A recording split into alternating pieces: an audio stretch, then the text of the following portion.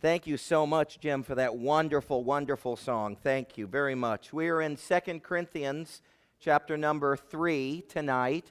And before I get into this evening's sermon, I need to say thank you very much to all of you on behalf of my family for your love and your sympathies and your deep concerns for us. As I think you all are aware, we were in a car accident on Friday night. And I must start off with this. I'm sure that it drove everyone crazy, my not saying a single word about it this morning. It probably did. But as you all experienced, this morning's sermon was not exactly short. So I really could not take any time at all on Sunday morning. But I wanted to take a moment tonight to say thank you all very, very much. We are all okay. It was on Friday evening. We were visiting my mother in Bushnell. We were only a few blocks from her home. This was about 10 o'clock or so at night. We were at a four-way stop sign intersection in the middle of a residential neighborhood. We had come to a complete stop at our stop sign. It was our turn to go when a truck from our left drove through the intersection, and he hit us on the side. And so my wife was driving, and my 8-year-old daughter was in the back seat, driver's side, in her high back booster seat, and that was the exact point of the impact. And yet, the only thing that my 8-year-old daughter suffered was a tiny scrape on her elbow. And we think about how much worse this could have been. And I suffered a sore shoulder that still hurts just a little bit, but is getting better each day. My wife suffered from an excoriation on her neck towards her right shoulder. For example, driving around today, the seatbelt hurt her from where she had been against that seatbelt with such force at the moment of the collision. And the person in the truck, he is fine. He was cited as being at fault for the accident. I look forward to reaching out to that individual and offering my love and my forgiveness. And we're just all so grateful for God's marvelous protection. Our car is not drivable, but we've got that all covered, so we have a way to get around. And earthly speaking, there are two factors for which I am so immensely grateful in regards to this accident, and specifically the well-being of my daughter. And one is the absolutely phenomenal, incredible airbags that are in modern cars that save so many lives and prevent so many injuries.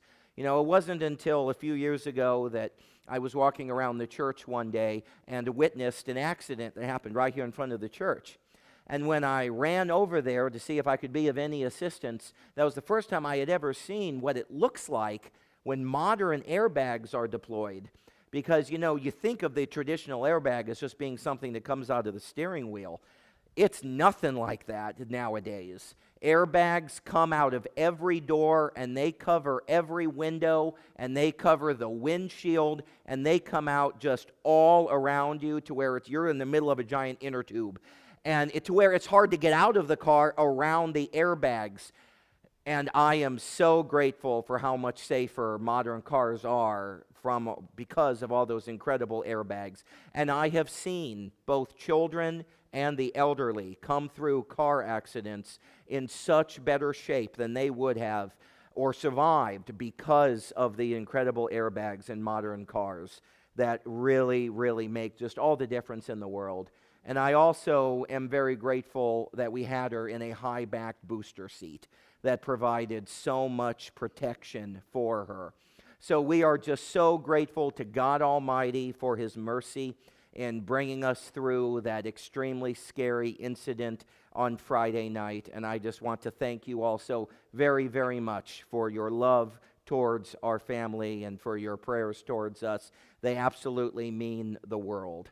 So as I said this morning, we would start in verse 6. So therefore tonight we go back to verse number 1. But first, I want to take you all back to last Sunday evening and the ending of chapter 2.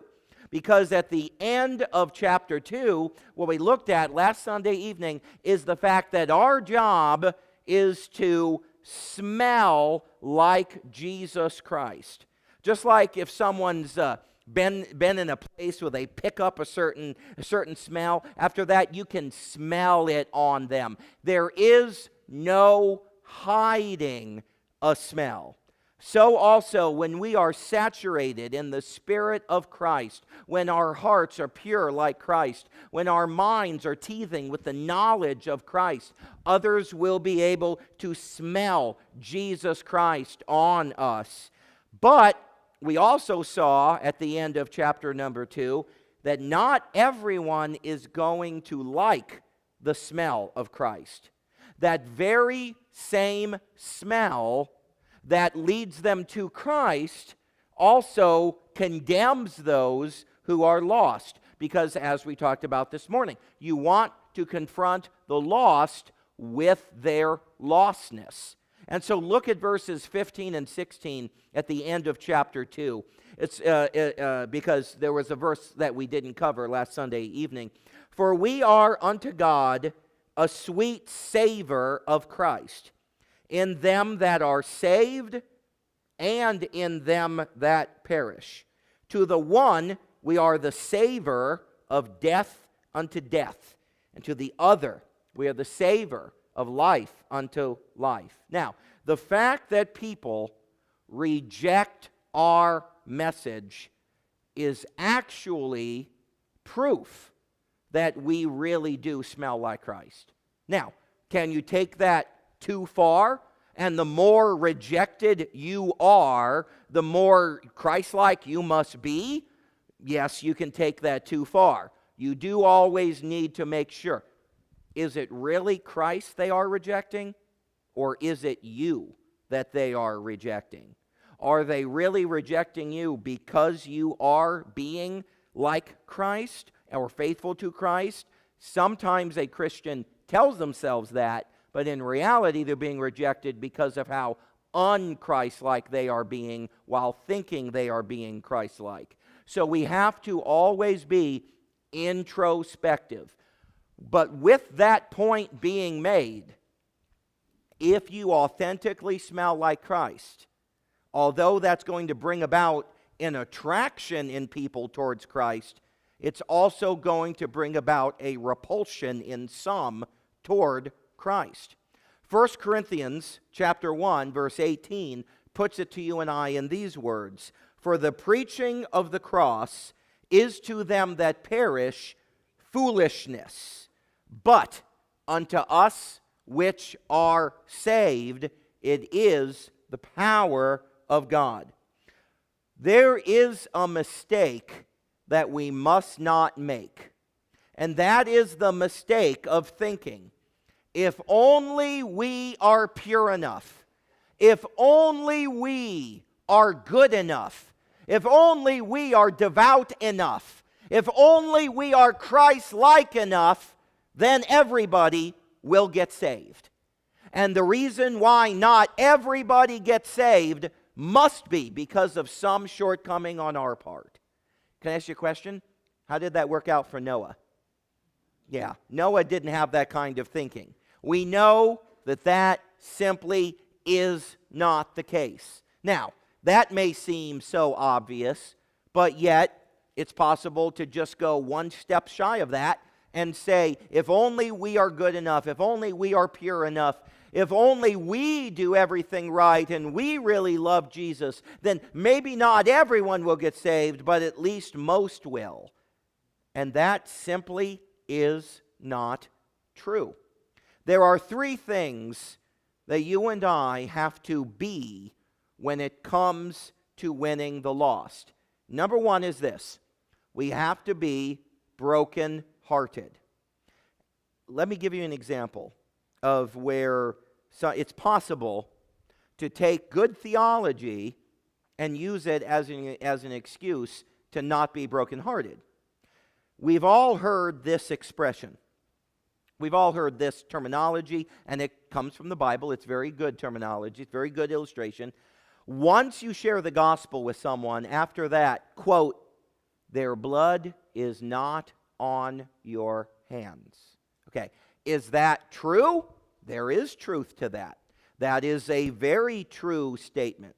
That is a very wise sentiment. That is something for us all to keep in mind. However, it's possible to take your attitude too far in that direction. Well, I shared the gospel with them. I don't care what happens now. Blood's not on my hands. And so I once heard it was a teenager. I mean, he was just he wasn't any professor. He was just a teenager at a church, and we were just hanging out, we were just talking, and he once made this young man just once made this statement that I thought was just so very wise, and I've never forgotten it, ever. Even when their blood is no longer on your hands, it should still be on your heart. That's exactly what he said. Even when their blood is no longer on your hands, it should still be on your heart. Meaning, okay, so now if that person goes to hell, it's not on you. That's true, but you still care, right? So don't preach without also praying. Don't preach without also praying. If your preaching is accompanied by praying, then even when the blood is not on your hands, it will still always be on your heart. Number two, we should be optimistic. The Bible would have us to be optimistic. Optimistic that the whole world's going to get saved? No, of course not. But optimistic that there is no reason why any given person, no matter how unlikely, there is no reason why any given person can't be saved or won't be saved. There is no reason why any given people group cannot be reached. Oh, no one's ever been able to make inroads into that society, that tribe, that country, whatever. Well, why not? Well, why not? And there is no reason why lots of people can't be saved. Lots of people. Are most going to get saved? No, probably not. Is everyone going to get saved? Definitely not. Does that mean that we can't see the ministerial success of seeing lots of people get saved? We absolutely can see lots of people get saved. Just because overall we know that there is a wide path that leads to destruction, and many there be that find it, and a narrow path that leads to life, and few there be that find it. The point of that is not for you to limit what God can do. That is not the point. Number three, be relentless. And what I mean by be relentless is this: don't give up on anyone. Don't give up on anyone. The problem with assuming that if only we do a good enough job, then most will be saved. The problem with that kind of thinking is this: we will probably end up bending the message in order to make it more palatable to sinners, in order to try to make it so. And that's what we don't want to be guilty of. We want to reach the masses. And in terms of effort, we want to be willing to do whatever it takes to reach the masses, but without ever compromising the purity of the message to try to do so. The end of verse 16 says this to us: and who is sufficient for these things? Let me just give you what that's saying in a nutshell. We did not save ourselves, therefore we cannot improve the message. You and I did not save ourselves. Therefore, you and I cannot improve upon that which we had nothing to do with, but worked in spite of us in the first place. Verse 17, for we are not as many which corrupt the word of God, but as of sincerity, but as of God, in the sight of God speak we in Christ. There are those who wish to build big churches and who wish to be very popular. Well, okay, we want churches to grow. We all do. We want for thousands to come to the services at the church. The problem is when we do either one of the following two things. Number one, add license to the gospel, or number two, add legalism to the gospel. Here'd be a couple of examples of adding license versus adding legalism. If we say that sin ain't sin, that's license.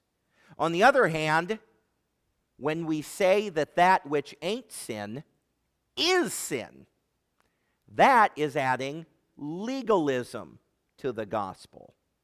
When we say it's fine to get saved and never change your life, that's adding license to the gospel.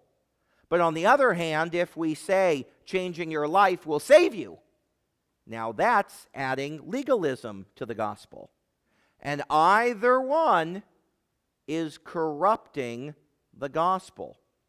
If the Corinthians had been tuned in to Christ, well, then they would have smelled Christ all over Paul. But they had cast their eyes off of Christ, and they had instead cast their eyes onto the trappings of religion.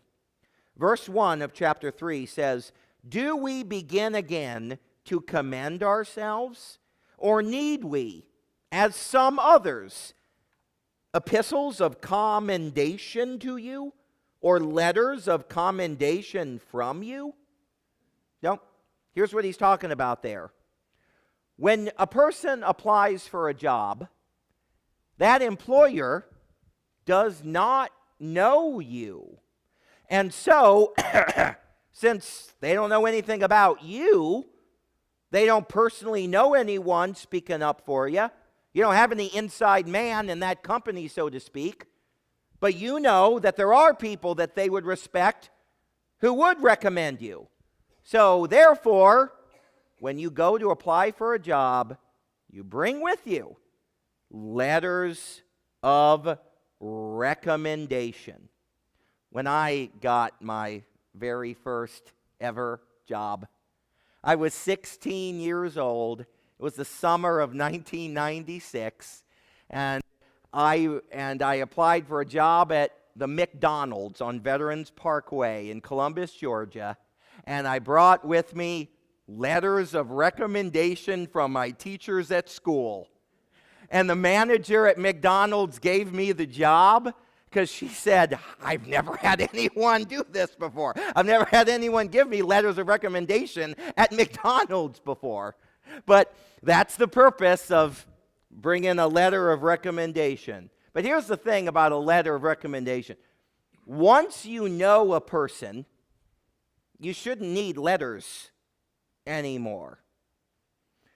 We will not impress the world with our credentials. We can't say to them, oh, so-and-so recommends us, or we have this degree, or any such thing. Well, you and I are not going to impress the world with our credentials. They have to see Christ in us. That's the only thing that will impress the world. He says here, they all knew all about Paul. They knew the guy. And yet, they chose not to know/trust him. Just like that, many know about Christ, as if to say they've gotten letters of recommendation, but they do not know/trust Christ. We have to prove Christ to them, just as Paul proved himself to them. Verse 2, he says, "Ye are our epistle, written in our hearts, known and read of all men." You know, there's a sentiment that you and I have heard, and Paul would 100% agree with, and that is this: you might be the only Bible someone will ever read.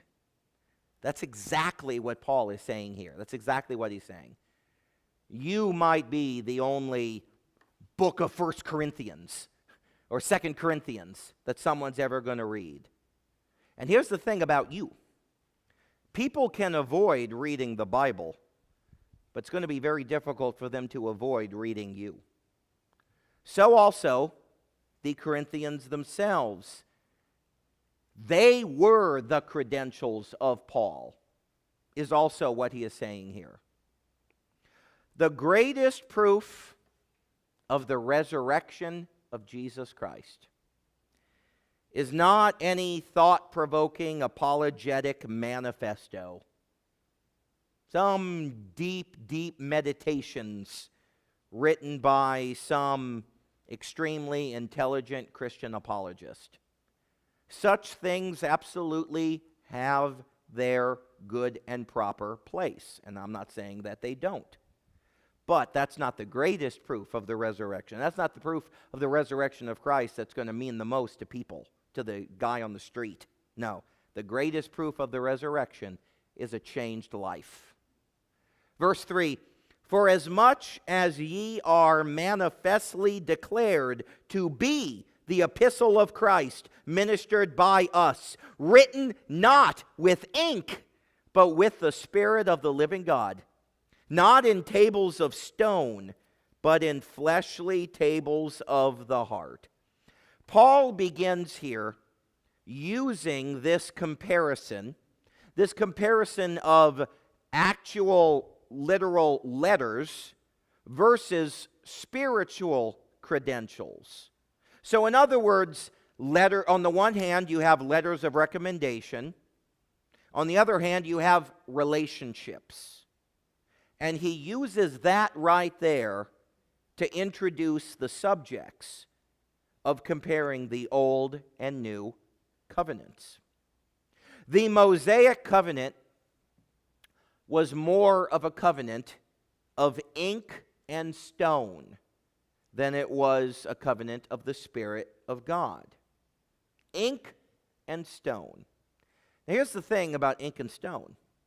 Ink and stone can bend outward behavior, but ink and stone cannot change the heart. Ink and stone can change outward behavior, but ink and stone cannot bring about the second birth.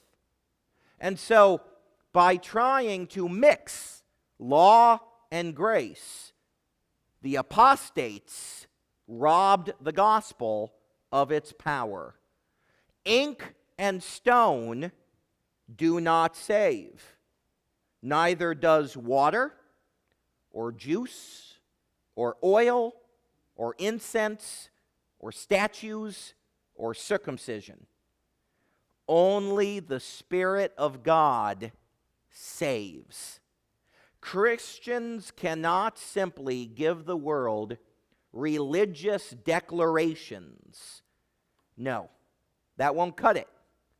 The world has to see Christ alive in us, see His Spirit through our spirits. False gospels will be able to give the world buildings, big, magnificent, beautiful, gorgeous edifices. False gospels will be able to give the world an amazing show to behold.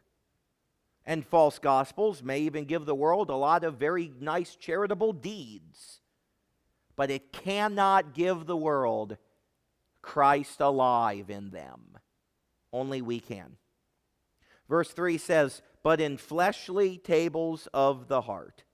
Now, salvation has always been a heart thing rather than a law thing. Listen to Deuteronomy 30, verse 6. And the Lord thy God will circumcise not thine flesh, the Lord thy God will circumcise thine heart, and the heart of thy seed, to love the Lord thy God with all thine heart and with all thy soul, that thou mayest live. It was always the inner circumcision that saved. It was never, ever the outer circumcision that had anything to do with the redemption of the soul. Verse 4, Paul says, and such trust have we through Christ to Godward. We have to trust the Spirit to do His work. Was Paul brilliant? 100%. Was Paul well educated? Absolutely. But did he trust in how brilliant he was? Did he trust in how well educated he was? No. He trusted in the Spirit of God. Verse 5, he writes, not that we are sufficient of ourselves to think anything as of ourselves, but our sufficiency is of God. Paul is saying here that the Corinthians' hearts did not change because they were so impressed with Paul. Just the same, you can impress people with how amazing you are, how talented you are, and that will not change anyone's heart. All that will ever do is cause them to be impressed by you, have nothing to do with Christ. Now, the Corinthians' hearts had been changed by the Spirit. The Apostle Paul, he hated having to talk about himself so much. And that's the reason why he kept going back to his insufficiency. He went back to his insufficiency in chapter 2, verse 16, and he does again here in verse number 5 of chapter 3. But Paul had to talk about his success. He had to talk about it in order to make this point. The Spirit and grace is what had worked through his ministry, not law or ritual. His ministerial successes had not been the result of law, had not been the result of his own brilliance. It had been the result of nothing earthly but the Spirit of God and the gospel of grace. Galatians chapter 3, verses 2 and 3, Paul writes, this only would I learn of you. Received ye the Spirit by the works of the law, or by the hearing of faith? Are ye so foolish, he says to the church at Galatia, are ye so foolish, having begun in the Spirit, are ye now made perfect by the flesh? Who also hath made us able ministers of the New Testament, not of the letter, but of the Spirit. For the letter killeth, but the Spirit giveth life. We are made able by the Spirit of God. We are all called to be ministers. Doesn't have anything to do with wearing a robe and being at the front of a room. Has everything to do with evangelizing. Has everything to do with sharing the gospel with people. Has everything to do as well with helping in any way you can to disciple your fellow Christians. The New Testament gives only one condition for righteousness, and that sole and only condition for righteousness is faith. Romans 1:17, the just, that means the righteous, shall live by faith. The false teachers made the gospel contingent upon the keeping of their exact standards. In other words, deny yourself enough. Hopefully you've done it enough, because doing it a whole bunch might not cut it. So deny yourself enough. Regulate yourself. Enough. Discipline yourself. Enough. And maybe you'll get saved. Listen to Colossians chapter 2, verses 14 through 16. Blotting out the handwriting of ordinances that was against us, which was contrary to us. And he, being Christ, took it out of the way, nailing it to his cross. That's what Paul says. That the ordinances that were against us were nailed, figuratively speaking, to the cross of Christ. Then he goes on in the following two verses, and having spoiled principalities and powers, he made a show of them openly, triumphing over them in it. Let no man therefore judge you in meat or in drink or in respect of an holy day or of the new moon or of Sabbath days. In verse 14 of that text, he says that the law was against us.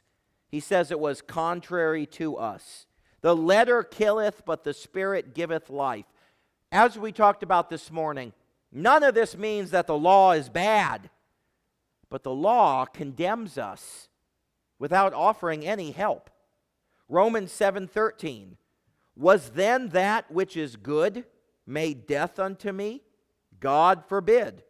But sin, that it might appear sin, working death in me by that which is good, that sin by the commandment, that sin by virtue of the commandment, meaning in the light of the spotlight that is, as one example, the Ten Commandments, may become or might become exceeding sinful.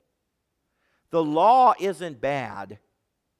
It just shows us how bad we are. Imagine this.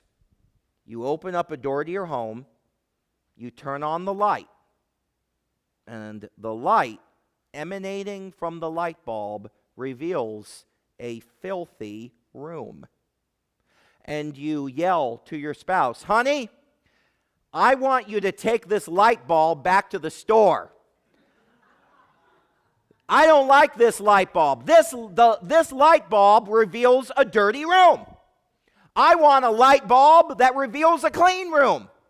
Take this, I want my money back. Get us a good light bulb that shows us how clean our room is. No, the light did not create the dirt. The light manifested the dirt. The letter of the law kills in two ways, one being frustration. Frustration because of our inability to keep it. And number two is its, of course, inability to save us, no matter how hard we try. But the letter of the law was never meant to bring life, but it points us towards that which does bring life, the gospel of grace. Look there at verses 7 and 8.